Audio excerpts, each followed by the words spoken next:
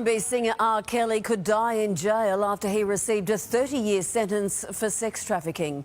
The 55-year-old says he plans to appeal, but is also facing a slew of additional charges in the coming months. 10's entertainment editor Angela Bishop reports on the sentencing, which many women and girls thought would never come.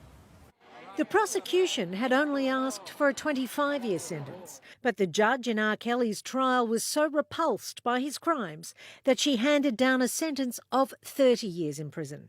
She said, "You took advantage of their hopes and dreams, holding teenagers in your house trapped. You were at the top of your organisation and you raped and beat them, separated them from their families and forced them to do unspeakable things." The disgraced Grammy winner remained silent in court as his victims made emotional statements about how he had destroyed their lives. I was an up-and-coming singer. I was a girl full of life and promised just a mentorship and quickly turned into, I would just say, a sex slave. I was 14 years old when I encountered Robert Sylvester Kelly.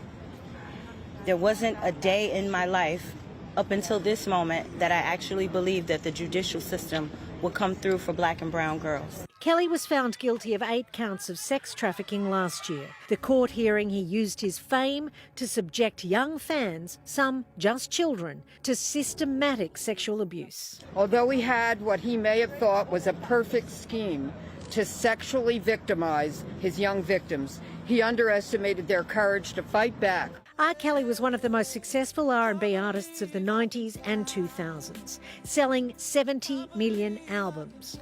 Many of those sold after allegations against him first began to surface. The defence argued that Kelly should receive no more than 10 years in prison because he had a traumatic childhood involving severe, prolonged childhood sexual abuse, poverty and violence. Obviously, he's devastated. 30 years in prison is like a life sentence for him. Now 55, Kelly won't be due for release until his mid-80s. And that's not even the end of it. He faces child pornography charges in Chicago in August, a trial that will likely feature graphic video evidence that could see him die in jail. Angela Bishop for 10 News First. Richard Branson is the latest big name to drop by war-torn Ukraine and visit President Volodymyr Zelensky. Virgin founder says he wants to help with the country's post-war reconstruction, including a key airport destroyed by Russia. Meanwhile, Amnesty International declared the Russian strike of a Mariupol theatre filled with civilians in March a clear war crime. Two 500-kilo bombs hit the building, despite the Russian word for children clearly written outside. There has been a dramatic escalation of religious tensions in India. Protests have broken out after 2 Muslim men posted a video online of them killing a Hindu tailor in the northern state of Rajasthan. The attackers say it was in retaliation for the victim's support of an Indian politician who criticised the Prophet Muhammad. It may have appeared fine on the surface, but the Queen's meeting with Scotland's nationalist First Minister came at a particularly awkward time. Nicola Sturgeon only yesterday announced her plans to push for a second independence referendum to break away from the United Kingdom.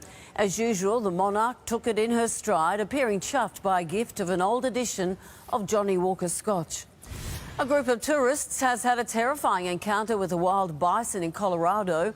The large male charged when some got too close, goring and tossing a father who came to the rescue of his son. The pair was able to get away, the man being treated for minor injuries and one hell of a fright.